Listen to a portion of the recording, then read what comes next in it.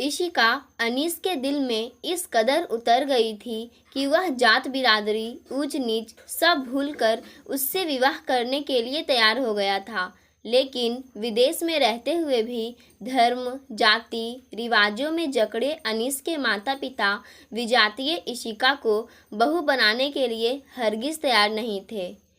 क्या अनीस इन थोथी मान्यताओं के आगे झुक गया और इशिका को अपनी पत्नी बना पाया? जानिए इस कहानी के माध्यम से। उस दिन प्रशांत के परिवार ने एक धमाकेदार पार्टी दी थी। पूरा परिवार अपने दोस्तों और अमेरिका में बसे नज़दीकी रिश्तेदारों के साथ जश्न मना रहा था।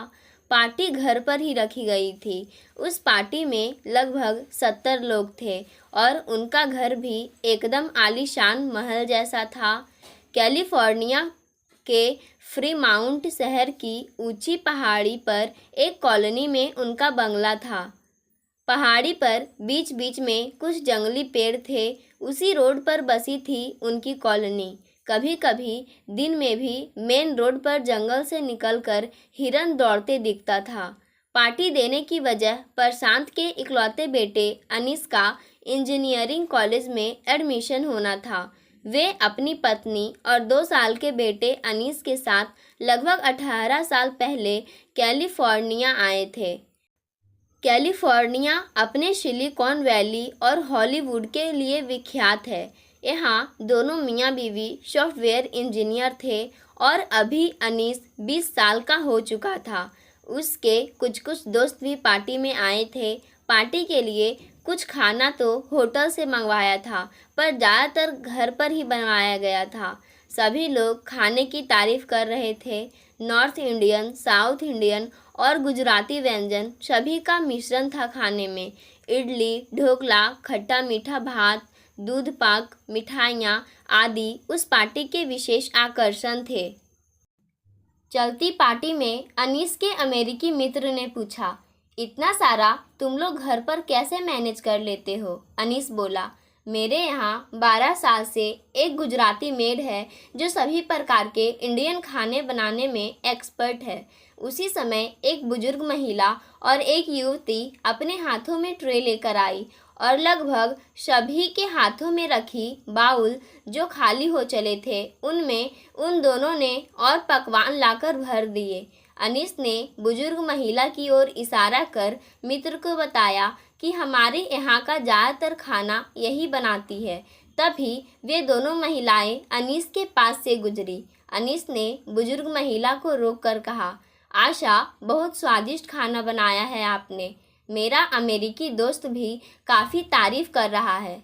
आशा थैंक्स बोलकर जाने लगी। तभी अनीस ने उनसे पूछा, आपके साथ यह लड़की कौन है? आज पहली बार देख रहा हूँ। यह मेरी बेटी इशिका है। यह स्कूल के फाइनल ईयर में है। कल से यही पार्ट टाइम काम करेगी। यह भी बहुत अच्छा खाना बनाती है। अनीश इशिका को ऊपर से नीचे तक देखता रहा। इशिका उन दोनों को हाय करके चली गई। अनीस उसे जाते हुए देखता रहा। उसके मित्र ने कहा, यार कहाँ खो गए? वह तो गई, पर मैं भी इस टिपिकल इंडियन ब्यूटी को सैल्यूट करता हूँ। यार, अनीस बोला, कोई बात नहीं, वह तो कल से रोज ही आएगी। इशिका की माँ प्रशांत के यहाँ 3 घंटे रोज काम करती थी, $20 प्रति घंटे के रेट से। किसी दिन काम ज़्यादा होता तो कुछ और देर तक काम करना होता था। वह खाना बनाने के अलावा लॉन्ड्री भी करती, ऑटोमेटिक मशीन में कपड़े धोने और पूरी तरह सुखाने का काम। यहाँ खुले में या धूप में कपड़े डालने का चलन नहीं है। साथ ही घर की सफाई का काम करती और किचन के बर्तन डिशवॉशर में रख देती, और अगर मशीन भर गई होती थी तो उसे ऑन कर दिया करती थी। वे सिर्फ खाना बनाने वाले बर्तन ही डिशवॉशर में डालती है। जूठे बर्तन धोना उनका काम नहीं था। आशा ने इशिका को पूरा काम समझा दिया था। अनीस की माँ प्रभा को भी बोल गई थी कि कल से इशिका ही आएगी। मुझे इंडियन स्टोर के किचन में काम मिल गया है, सो वहाँ ज़्यादा टाइम देना पड़ेगा, और इशिका भी कुछ महीने बाद कॉलेज जाएगी तो खर्च भी बढ़ जाएगा। इशिका के पिता भी फ्रीमोंट में उसी इंडियन ग्रोसरी स्टोर में काम करते थे। पति पत्नी दोनों की आमदनी मिलाकर परिवार चलाने लायक हो जाती थी। इशिका माता पिता की इकलौती संतान थी। इशिका भी बहुत दुलारी बेटी थी, देखने सुनने में अति सुंदर, लाखों में एक। लड़के तो लड़के, लड़कियां भी उसकी सुंदरता पर मुग्ध थी। पार्टी के अगले दिन से इशिका ही प्रशांत के यहाँ आने लगी थी। प्रशांत का परिवार कट्टर ब्राह्मण था, यहाँ तक कि घर में लहसुन प्याज भी नहीं आते थे। गुजराती को प्रशांत ने काम पर खासकर इसलिए रखा था कि उसका परिवार भी शुद्ध शाकाहारी था। जब अनीश छोटा था तो उसकी माँ उसे स्कूल में ड्रॉप कर देती थी। इशिका की माँ आशा दोपहर में अपनी कार से लेकर आती, उसे खाना खिलाती, उसके कपड़े बदलती और उसे कुछ एक्स्ट्रा क्लासेज, स्विमिंग आदि के लिए अपनी कार से ड्रॉप कर देती थी। शाम को माँ ही पिक कर लेती थी। अब इशिका सुबह में बस 1 घंटे आती, फिर दोपहर स्कूल से लौटकर 2 घंटे बाकी काम करती थी। वह अपनी कार से ही आती थी। अभी अभी 18 वर्ष की हुई थी तब उसे ड्राइविंग लाइसेंस मिला था। इशिका के आने के बाद अनीस उससे फरमाइश कर गुजराती खाना बनवाता था और वह उसकी सुंदरता पर फिदा था। इशिका उसके कमरे को काफ़ी साफ सुथरा और सजा कर रखती थी। अनीस उसके काम से बहुत खुश था। रोज किसी न किसी बहाने इशिका से कुछ बात कर लिया करता था। अमेरिका में जून से अगस्त तक लगभग 3 महीने का समर वैकेशन होता है।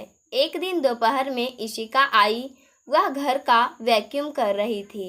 अनीस उसके पास जाकर बोला, हाय, तुम बहुत सुंदर हो। हालांकि वैक्यूम की तेज आवाज़ में भी वह सुन चुकी थी, फिर भी अनजान बनते हुए कहा, व्हाट?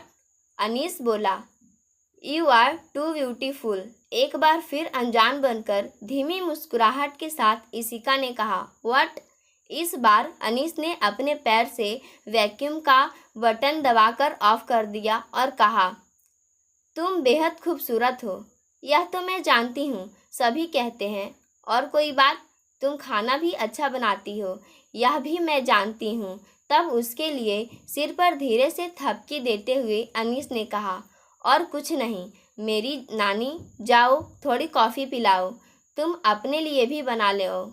इशिका बोली, नहीं, मैं नहीं पीऊँगी। थोड़ी देर में वह कॉफ़ी बनाकर रख गई और काम में लग गई। अनीस ने पूछा, तुम्हारी मम्मी बोल रही थी कि फिल सेमेस्टर में तुम कॉलेज ज्वाइन कर रही हो। हाँ, कोर्स करूँगी, इशिका बोली। मैं यही फ्रीमोंट के ओलन कॉलेज में अकाउंटिंग का। यह तो मशीन बुलवार्ड पर है, बिल्कुल घर के पास, 1 मील की दूरी पर। वैसे तुम्हारी अकाउंटिंग की चॉइस अच्छी है, अनीस बोला। कॉलेज पास में है, इसीलिए तो कॉलेज में पढ़ने का साहस किया है, वरना कहीं बाहर भेजकर पढ़ाने की हैसियत पापा की नहीं है।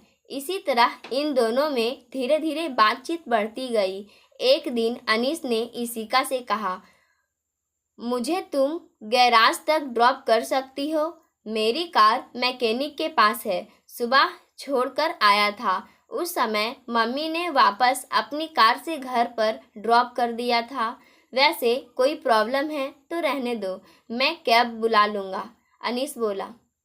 नो, मैं ड्रॉप कर दूँगी, कोई प्रॉब्लम नहीं है। मेरा काम तो ख़त्म हो गया है, अभी 4 बजे हैं। आपको कितने बजे जाना है? अभी चलते हैं, वैसे 4:30 बजे बुलाया है। दोनों उसी समय कार से निकल गए। रास्ते में अनीस ने कहा, गैराज तो 10 मिनट के अंदर पहुंच जाएंगे, चलो कैफ़े में कॉफ़ी पीते हैं तब तक। दोनों ने कॉफ़ी के गिलास उठाए और खड़े खड़े पीने लगे थे। फिर अनीस ने उससे कहा, चलो बाकी कॉफ़ी कार में बैठे बैठे पीते हैं। दोनों ने कार में कॉफ़ी पी। फिर इशिका ने अनीस को गैराज में ड्रॉप किया। कार से उतरकर अनीस बोला, थैंक्स, तुम जितनी सुंदर देखने में हो उतनी ही सुंदर ड्राइव करती हो। इशिका मुस्कुरा कर बोली, मैं तुम्हें थैंक्स किस बात के लिए दूँ? सुंदर कहने के लिए या ड्राइविंग करने के लिए? सुंदर तो तुम्हें सभी कहते ही हैं, अभी ड्राइविंग के लिए ही सही, अनीस बोला। इशिका ने इस बार खुलकर हंसते हुए कहा, चलो थैंक्स फॉर बोथ कॉम्प्लीमेंट्स, और इशिका चली गई। आजकल समर वैकेशन में अनीस के पास कुछ खास काम नहीं था। सुबह में जिम जाता था और शाम को स्विमिंग, बाकी दिन घर में ही रहता था। घर में रोज 3 घंटे अनीस और इशिका ही होते थे। अनीस उसे चाहने लगा था, पर अभी कुछ बोल नहीं पा रहा था। उसे पता था कि बिना दूसरे पार्टनर की सहमति के अमेरिका में किसी को छेड़ना मतलब जेल की हवा खाना है। किसी दुर्घटना या अनचाही छेड़छाड़ करने पर अमेरिका में कहीं भी 911 नंबर पर फ़ोन करने में मिनटों में पुलिस हाजिर हो जाती है। अगर आप पता ना भी बताएं तो भी पुलिस कॉल ट्रैक कर आपके पास पहुंच सकती है। एक दिन अनीस ने इशिका से कहा, तुम अपना फ़ोन नंबर दे सकती हो? कभी कोई खास ज़रूरत पड़े तो बात करने के लिए। अरे मम्मी का नंबर तो है ही आप लोगों के पास, इशिका बोली। तो मैं तुम्हारी मम्मी से बात करूँगा, इसमें क्या हर्ज है? मम्मी को फ़ोन करने से भी काम हो जाएगा, अनीस बोला। नहीं, अगर तुमसे बात करनी हो तो, इशिका बोली। कौन सी बात जो मम्मी से नहीं बोल सकते आप? प्यार की बातें। अचानक दिल की बात अनीस की ज़बान पर आ गई थी। थोड़ी देर दोनों एक दूसरे को देख रहे थे, फिर इशिका धीरे से मुस्कुरा पड़ी। पर अनीस कुछ सीरियस ही था। वह बोला, इस मुस्कान का क्या मतलब समझूं मैं? इशिका कुछ नहीं बोली थी, फिर भी उसके चेहरे पर वही मुस्कुराहट थी। इशिका का हाथ पकड़कर अनीस ने कहा, अब मेरे कॉलेज जाने में बस 1 महीना रह गया है। लगभग 2 महीने से हम रोज 2 से 3 घंटे साथ बिता रहे हैं। क्या तुम्हें जरा सी भी आभास नहीं हो पाया कि मैं तुम्हें चाहने लगा हूँ? सचमुच बताना, इशिका ने अपनी खामोशी तोड़ते हुए कहा। अनीस, शायद आपको पता नहीं कि पत्नी अपने पति को माइक्रोस्कोप की नज़र से परख लेती है और प्रेमिका अपने प्रेमी को टेलीस्कोप की नज़र से। जब इतनी परख है तो बताओ तुमने मुझ में क्या देखा है? एक सच्चा प्रेमी, बोलकर इशिका ने अपनी हथेलियों से अपना मुंह ढांक लिया था। अनीस ने चेहरे से उसकी हथेलियां हटाते हुए कहा, चांद सा मुखड़ा, क्यों शर्माया? अच्छा, कल सुबह मैं तुम्हें अपना कॉलेज दिखाने ले चलूँगा, चलोगी ना? कहाँ जाना है? मम्मी से क्या बोलूँगी? तुम अमेरिकी हो, एडल्ट हो, 4-5 घंटे की बात है। तुम कहो तो मैं ही तुम्हारी मम्मी से बात करूं? नहीं, तुम नहीं बात करोगे, मैं मैनेज कर लूँगी। अनीस ने इशिका से उसका फ़ोन नंबर ले लिया था। अगले दिन अनीस और इशिका फ्रीमोंट से शाता क्रूज के लिए निकल पड़े। करीब 40 मिनट की ड्राइव थी। रास्ते में एक और पहाड़ी थी। अच्छा दृश्य था। अनीस के कॉलेज के आसपास भी सुंदर प्राकृतिक दृश्य थे। कॉलेज घूमने के बाद अनीस ने उसे अपना एक बेडरूम का अपार्टमेंट दिखाया जहां वह रहकर पढ़ाई करता है। इसके बाद वे सांता क्रूज सी बीच पर गए। कुछ देर वहां बिताने के बाद ये फ्रीमेंट लौट रहे थे। रास्ते में अनीस ने कहा, तुम भी मुझे चाहती हो? पहले क्यों नहीं कहा? इशिका बोली। वैसे भी पहल लड़कों को करनी चाहिए और हम अमेरिकी नागरिक भले ही हो, पर खून में भारतीय संस्कृति है और सबसे अहम अभी हम दोनों की पढ़ाई है। अभी तो हमारे बारे में किसी को कुछ पता भी नहीं है। फिलहाल पढ़ाई खत्म होने तक हम दोस्त ही रहे तो बेहतर है, अनीस बोला। सही कहा, पर तुम्हारी बोली में प्रेमिका के अंदाज से ज़्यादा माँ का उपदेश था। इशिका सिर्फ धत बोल सकी थी। दोनों फ्रीमोंट लौट आए थे, जब अक्सर दोनों मिला करते थे, प्यार की बातें करते और भविष्य के सपने बुनते। देखते देखते अनीस के कॉलेज जाने में 2 दिन रह गए थे। एक दिन इशिका और अनीस पास के एक पार्क में बैठे थे। अनीस ने बताया कि वह हर शुक्रवार की शाम को कॉलेज से घर आएगा और सोमवार सुबह शाता क्रूज चला जाएगा। अनीस ने आगे कहा, मुझे तुम्हारे बिना अच्छा नहीं लगेगा। फ़ोन पर और स्काइप पर बातें होंगी पर तुम्हारा साथ तो नहीं होगा। तुम्हारे हाथों के स्पर्श मात्र से बहुत खुशी और सुकून मिलता है। इतना बोलकर अनीस ने इशिका के हाथों को चूम लिया था। इशिका ने कहा, मुझे भी तुम्हारे बिना अच्छा नहीं लगेगा, और वह भी अनीस से लगभग सटकर बैठ गई। अनीस ने धीरे से उसके गालों को सहलाया। इशिका के शरीर में सिहरन सी हो उठी। फिर उसे अपनी बाहों में ले लिया। दोनों थोड़ी देर इसी स्थिति में रहे। इशिका के गाल लाल हो गए थे। फिर जल्द ही स्वयं को व्यवस्थित करते हुए इशिका उससे अलग हुई। वह बोली, याद करो, हमने कहा था ना कि पढ़ाई पूरी होने तक नो इश्क। इसी बीच इशिका का कोई गुजराती पड़ोसी उनकी बगल से गुजर रहा था। उसने दोनों को देख लिया था। बात इशिका की माँ तक पहुँच गई, पर उन्हें मालूम था कि अनीस तो अगले दिन बाहर जा ही रहा है। फिलहाल वह खामोश थी। अगले दिन अनीस चला गया। इशिका उससे मिलने गई थी। वह बहुत रोई। अनीस के जाने के बाद इशिका उदास रहने लगी थी। यह बात उसकी माँ और प्रभा दोनों ने गौर की थी। इशिका की माँ का संदेह था ही। इशिका अब अपने कमरे में रात को धीरे धीरे अनीस से बात करती थी। वह भी कॉलेज जाने लगी थी, पर पार्ट टाइम अनीस के घर का काम भी करती थी।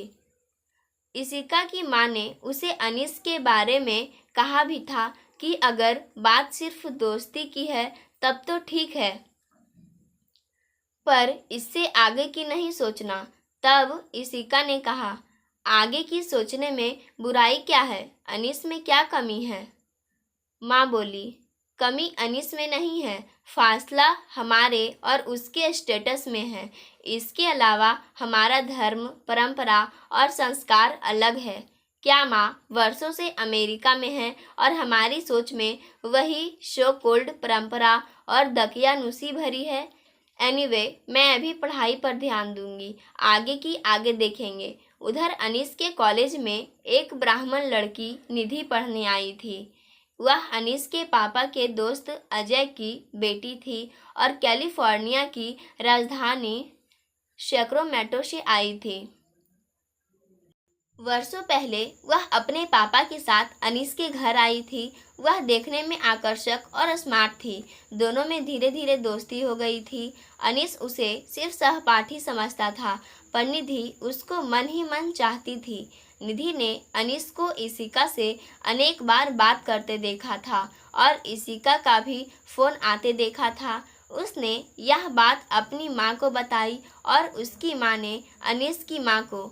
एक दिन निधि की माँ ने बेटी से पूछा, तुझे अनीस कैसा लगता है?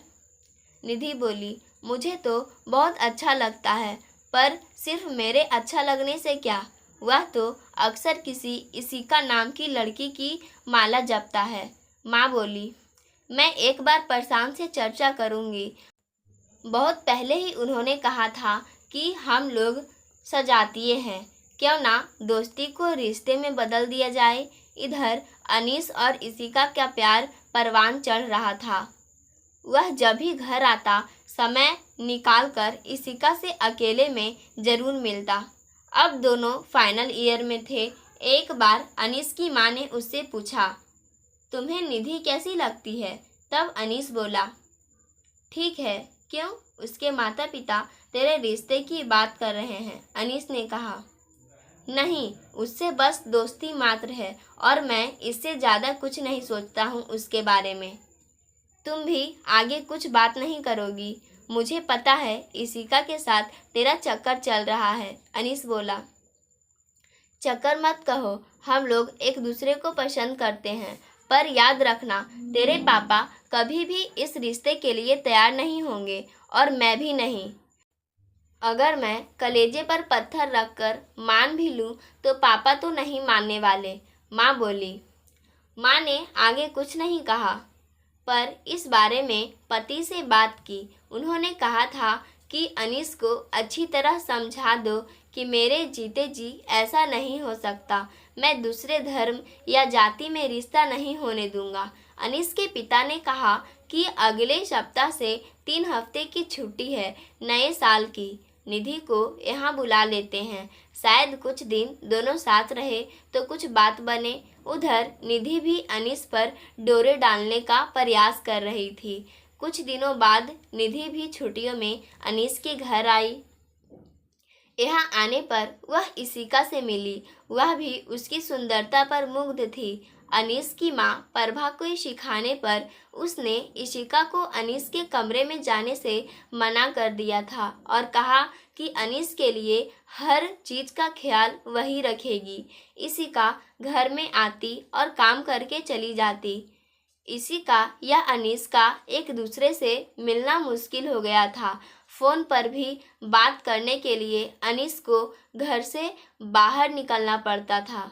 एक दिन अनीस ने फ़ोन पर इशिका को किसी जगह मिलने को कहा। दोनों मिले भी। इशिका भी अंदर से दुखी थी।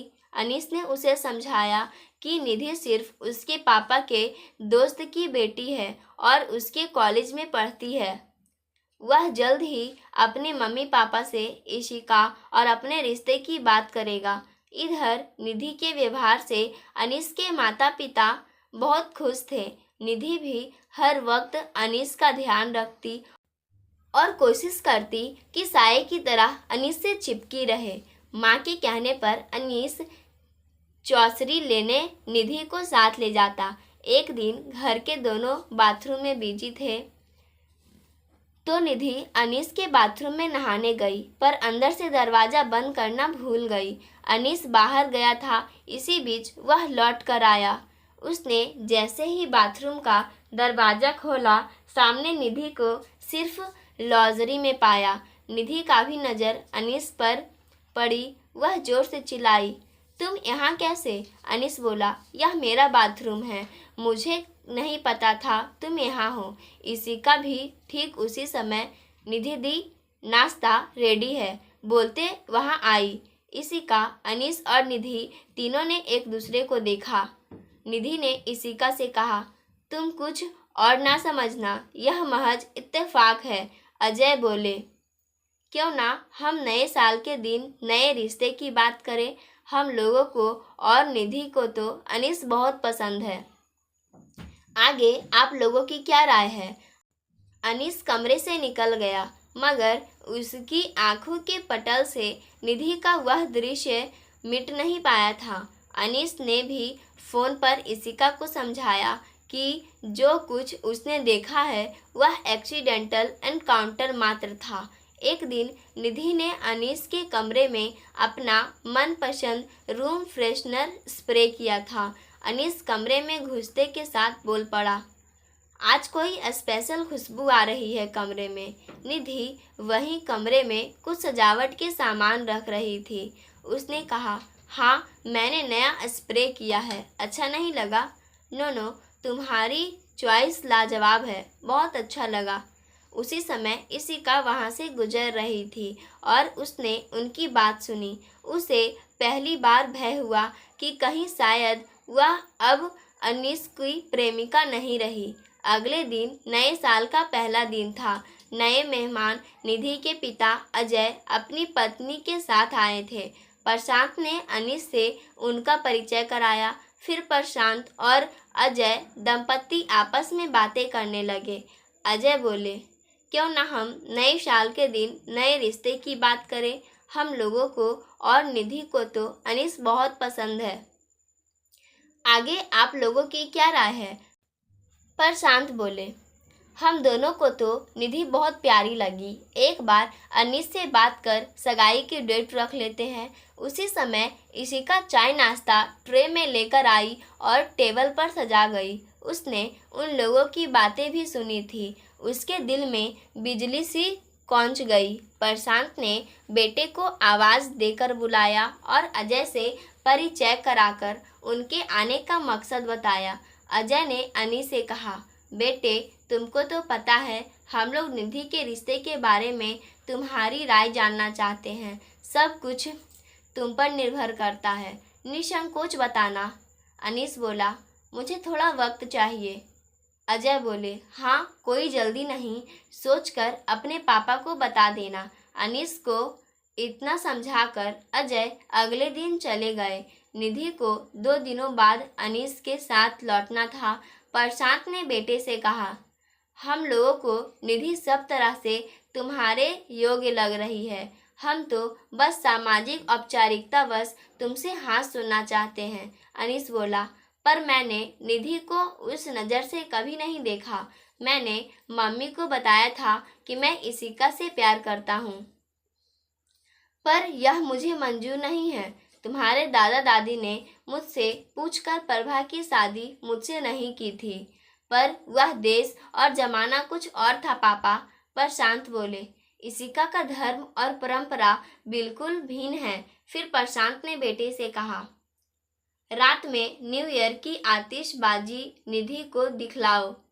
अनीस का मन नहीं था, मगर सभी लोगों की जिद के आगे उसे झुकना पड़ा था। आतिशबाजी की जगह इशिका भी अपने माता पिता के साथ गई थी। दोनों ने एक दूसरे को देखा, पर कोई बात नहीं हुई थी। अनीस बोला, तो क्या हुआ, हम अमेरिकी हैं, यहाँ कर्म ही धर्म है, और इशिका का परिवार भी एक तरह से हिंदू ही है। वे सब शाकाहारी भी है।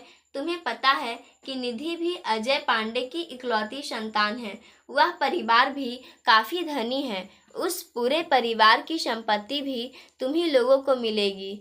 वह पापा अब धर्म से धन पर उतर आए। मैं नहीं मानता यह सब।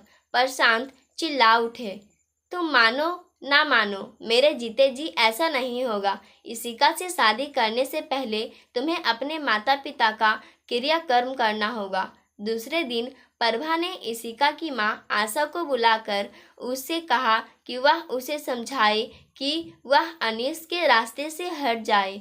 आशा ने कहा, मैं खुद नहीं चाहती कि दोनों की शादी हो। हमारे धर्म रीति रिवाज बिल्कुल अलग है। अपनी बिरादरी में ही हम लोग शादी करते हैं। इशिका के पापा भी यही चाहते हैं। वैसे आप हमारी ओर से क्या चाहती? आशा, कुछ दिनों के लिए इशिका हमारे घर नहीं आए। तुम ही कुछ समय निकाल कर काम कर दिया करो। आशा बोली, मुश्किल वक्त में आपने हमें काम दिया था। मैं पहले जितना काम तो नहीं कर सकती, पर आपके कुछ ज़रूरी काम कर दिया करूँगी। आशा ने घर जाकर इशिका को सारी बातें बताईं। उसे सुनकर बहुत बुरा लगा। अनीस को अगले दिन लौटना था। उसने फ़ोन कर इशिका से मिलने को कहा। अनीस ने उससे कहा, जो कुछ हम दोनों के घर में हो रहा है तुम्हें पता ही होगा। मेरे माता पिता का कहना है कि उनके जीते जी मैं तुमसे शादी नहीं कर सकता हूँ, पर मैं तुम्हें भी खोना नहीं चाहता। मुझ पर भरोसा करो। निधि में मेरी कोई रुचि नहीं है। वह मुझ पर थोपी जा रही है। इशिका बोली, हर प्यार करने वाले को मनचाहा अंजाम मिले जरूरी नहीं, पर मैं तुम्हें खोना नहीं चाहता। 4-5 महीनों में दोनों की पढ़ाई पूरी हो रही है। मुझे फ्रीमोंट के विश्वविख्यात इलेक्ट्रिक कार बनाने वाली कंपनी टेस्ला में प्लेसमेंट मिल गया है। मेरा मन करता है विद्रोह कर तुम्हारे साथ घर बसा लूं। क्या तुम तैयार हो? हरगिज नहीं। दोनों में से किसी परिवार में प्यार या आदर नहीं मिलेगा। ना मुझे ना तुम्हें। और तुम पुरुष हो, धनी भी हो, साहस कर सकते हो, पर मैं क्या करूं? माँ ने मेड का काम करके हमें पाल पोस कर बड़ा किया है। उनकी भी कुछ उपेक्षाएं होंगी, और हम दोनों अपने परिवार के इकलौती संतान हैं। मैं माँ की उपेक्षा नहीं कर सकती, भले ही अपने प्यार की बलि देनी पड़े। अनीस बोला, तुम्हारे माता पिता ने संघर्ष किया है और इसकी उपेक्षा नहीं करनी चाहिए। मैं मानता हूँ, पर मेरे मम्मी पापा तो बस पुरानी सोच और रूढ़िवादिता के शिकार है। इशिका ने कहा, जैसे भी हो, है तो हमारे जन्मदाता। प्यार में जीतना ही हमारा लक्ष्य नहीं होना चाहिए। मेरे कुछ खोने से किसी को खुशी मिले तो मुझे दोगुनी खुशी मिलती है। अनीस ने इशिका का एक हाथ पकड़ कर कहा, तुम अब उपदेश देने लगी। मैं तो चाहता था कि यह हाथ कभी न छोड़ूं। दोनों के परिवार की प्रतिष्ठा बनाए रखने के लिए हमें कुछ त्याग करना होगा। विडंबना है कि हम अमेरिकी होकर इतने दिनों बाद भी पुरानी सोच और ढोंग से उबर नहीं सके हैं।